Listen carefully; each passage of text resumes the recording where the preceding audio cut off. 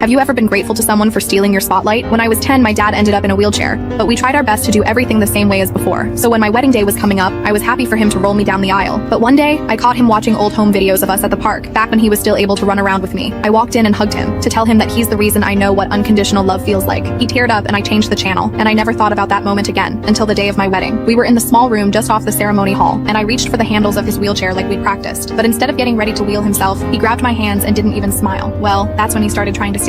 My heart dropped because the aisle was at least 50 feet, and he hadn't walked more than 10 since the accident. The room went silent, and all the eyes shifted from me to him. When he stood up, I looked at him, and that's when he finally smiled and said, "Just trust me." Turns out he'd been in intense physical therapy for over a year, all for my big day. I thought I'd be the one holding him up, but honestly, I think he was holding me. By the time we made it down the aisle, half of the audience were in tears and blowing their noses. He stole the spotlight that day, and we now have this incredible inside joke for the rest of our lives together.